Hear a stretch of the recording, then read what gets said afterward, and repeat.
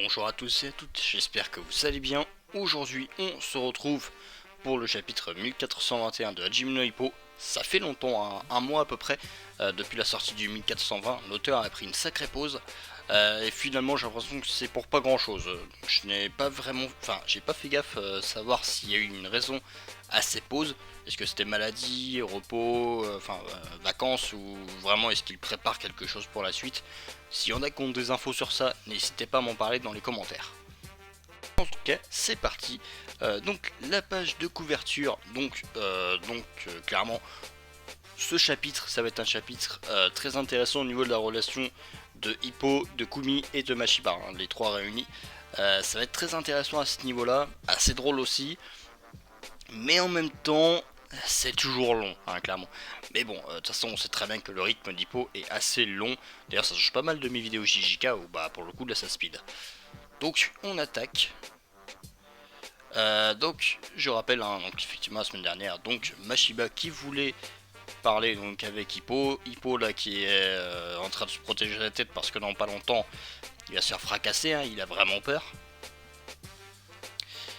Et du coup, Mashiba qui clairement là, il a tout, enfin il a compris, mais enfin, disons qu'il a entendu ce qu'il ne devait pas entendre. Et forcément, bah Hippo qui voilà, c'est la pagaille dans sa tête, il sait pas trop quel mot utiliser. Et du coup donc Kumi là qui demande à son frère de se calmer puisque bah Hippo est complètement, il se liquifie limite quoi. Voilà, il a très très peur de Mashiba.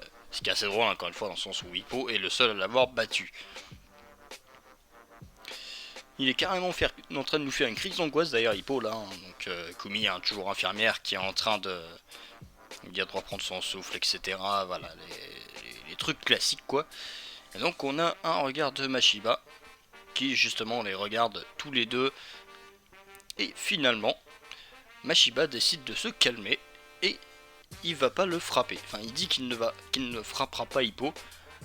Donc il n'a pas enfin que c'est pas la peine qu'il ait peur. Bon, Hippo tout de suite il dit d'accord, mais bon au bout de 2 secondes finalement ça repart en cacahuète. Hein. Et finalement il relève le poing, il a encore envie de le frapper. Et Hippo qui se met à supplier limite. Et du coup, donc, Mashiba qui va parler calmement, et donc qui va dire à Hippo que voilà, il l'a trouvé justement en train de faire ce qu'il n'aurait peut-être pas dû faire. Et donc Mashiba qui littéralement le menace, en gros il devrait l'exécuter littéralement quoi.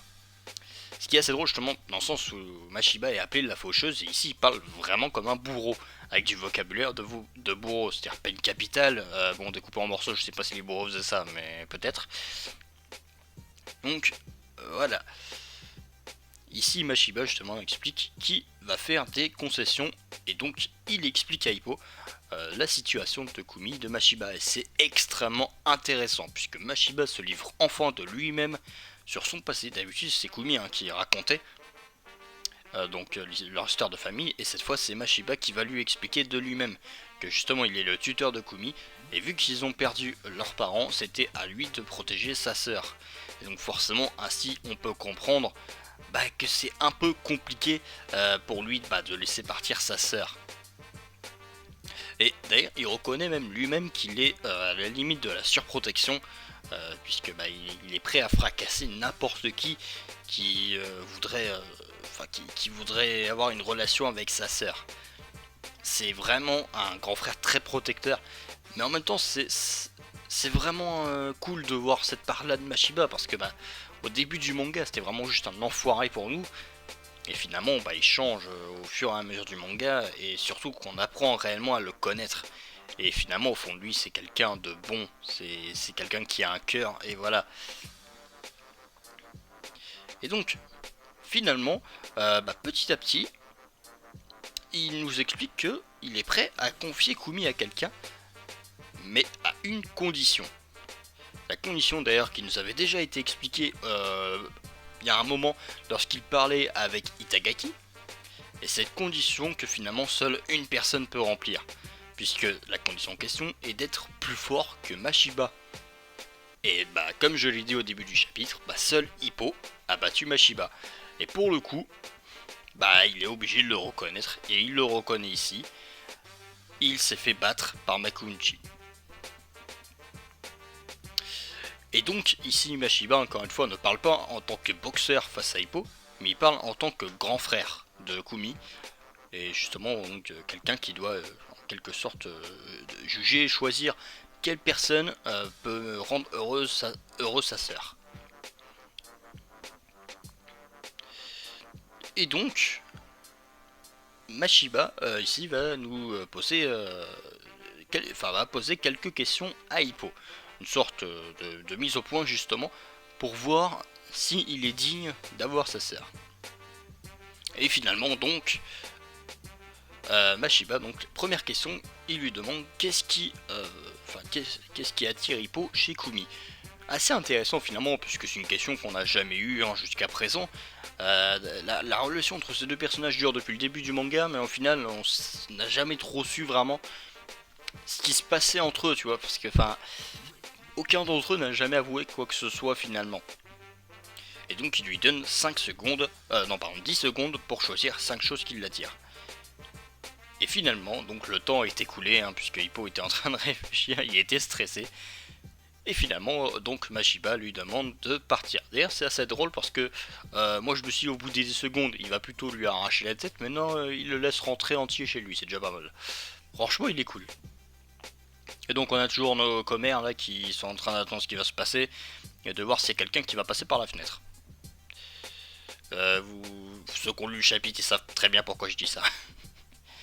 Bon, du coup, finalement, il décide de partir, mais seul Itagaki reste dans le coin et attend de voir ce qui se passe. Itagaki, qui, je rappelle, est justement ami avec Mashiba, c'est la seule personne qui pouvait causer un peu d'égal à égal avec lui, puisque les deux se sont beaucoup entraînés ensemble.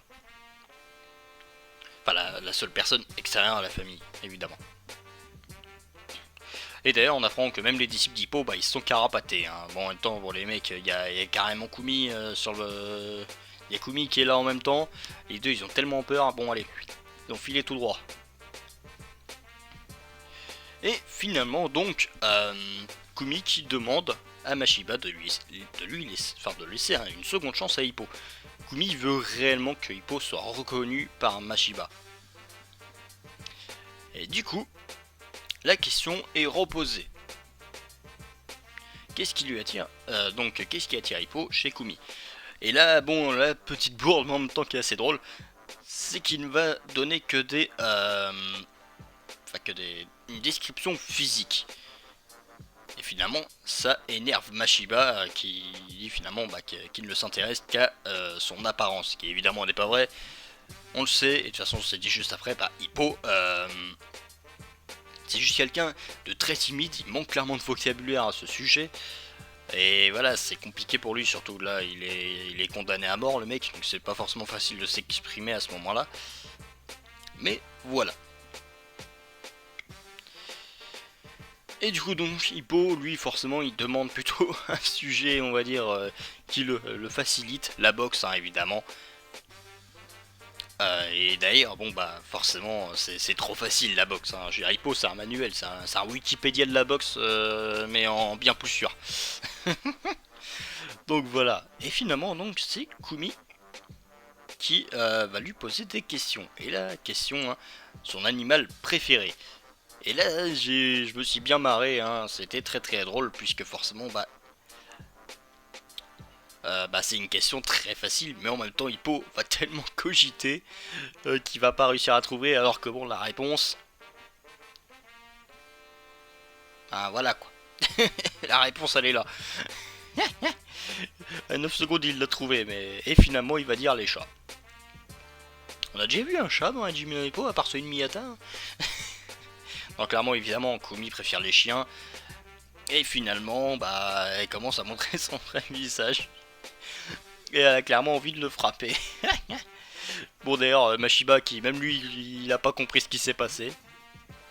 D'ailleurs, on a déjà vu Hippo avec cette tête. Je suis pas sûr. Bon, en tout cas, c'était très drôle. Et finalement, donc Mashiba lui demande de partir à nouveau. Mais encore une fois, il le laisse en vie. Bon, par contre, le fait de dire qu'il est disqualifié, bon, ça veut dire en gros qu'il ne peut pas gagner Kumi. Même si il comptait pas forcément lui demander son avis, je pense. Bon d'ailleurs Kumi qui commence à péter un plomb, et Mashiba qui est en train de flipper. Franchement, c'est ça part en cacahuète. Bon du coup, ici Kumi va nous expliquer quelque chose qui avait déjà été dit, il me semble, dans le passé. C'est donc le fait que tous les petits amis que Kumi a pu avoir ont été rejetés par Mashiba. Et ce qui fait que Kumi a toujours été seul, puisque plus personne n'osait lui parler à cause de son frère derrière, quoi, qui était derrière un poteau prêt à assassiner la moindre personne qui s'approchait de sa sœur. D'ailleurs, Hippo est toujours en vie, franchement, on est à 16 pages, il est encore en vie. Franchement, je m'attendais à ce qu'il tienne moins de temps que ça ou que ça parte en boxe. Franchement, ça va. Mais donc, du coup, cette fois-ci, Kumi lui demande de ne pas intervenir. Et d'ailleurs, elle lui crie littéralement dessus. Finalement, on a un Mashiba même qui sait pas trop quoi penser. Et on voit clairement qu'il tient à sa sœur, il veut la protéger. Et franchement, c'est beau dans tous les cas. Et finalement, Hippo, qui lui demande qui demande à sa copine de se calmer, puisque forcément, elle y va un peu fort, alors que Mashiba ne cherche que son bonheur en réalité. Donc Mashiba reprend du poil de la bête et lui demande de s'excuser. D'ailleurs, c'est assez impressionnant, parce que du coup, le stress Hippo a disparu directement, quoi. Et finalement, Kumi qui repète un câble et qui du coup râle sur Mashiba à nouveau. Et donc du coup, Hippo qui continue encore de lui dire qu'elle devrait s'excuser machin. Et là donc ce visage, c'est un corps Sukuna qui a changé de corps, ça non, non, franchement, je crois. Il s'est encore trompé là. Il est passé de Megumi à Kumi là. Il y a un problème. Bon, du coup, ça part en cacahuète. Donc, avec Hippo qui nous fait une nouvelle bourde dans ce chapitre et qui appelle Mashiba Nissan, en gros, grand frère quoi. Et ça énerve Mashiba qui clairement, franchement, c'est à deux doigts de partir en boxe. Et là, il y a Kumi qui pète un câble et qui les envoie balader avec une table. Bon, du coup, il y a des trucs qui passent par la fenêtre, et voilà, comme je te le disais tout à l'heure. Là, il y en a qui se prend une tasse, il y a un SDF là dans un coin, je sais pas ce qu'il fait là, mais bon, ok, pourquoi pas. Et du coup, donc ça part en baston à l'intérieur là. Le prochain chapitre va être très drôle, je pense, mais en même temps, c'est très intéressant. Par contre, donc j'en avais parlé dans le dernier chapitre, et dans ma vidéo aussi, dans ma vidéo donc du retour d'Hippo. Et pour moi, ce qui aurait été intéressant et qui n'a pas été fait, j'espère que ça sera fait plus tard, c'est le fait que Mashiba a dit que seul quelqu'un de plus fort que lui devait être avec Kumi. Certes, il a été battu par Hippo, mais maintenant Hippo s'est retiré. Et donc, est-ce que Mashiba le considère réellement toujours comme étant plus fort que lui? Et c'est pour ça que, comme je l'avais dit, selon moi, Hippo va devoir revenir sur le ring pour prouver qu'il est toujours le plus fort. Alors, bien sûr, ils ne s'affronteront plus, puisque les deux ne sont plus dans la même catégorie. Enfin, peut-être en entraînement, mais ils s'affronteront plus dans un match officiel. Mais dans tous les cas, je pense que Hippo va être obligé de revenir justement d'une manière ou d'une autre pour prouver à Mashiba qu'il vaut encore quelque chose au niveau combattant. Donc voilà, j'espère que ça n'a pas été trop brouillon comme chapitre. Ça faisait un moment qu'on n'avait pas eu de chapitre de Hippo du coup, donc voilà. On se retrouve donc la semaine prochaine pour du Hippo, et puis de toute façon on se retrouvera dimanche ou lundi pour la review de Jujutsu Kaisen. Allez, à plus tout le monde.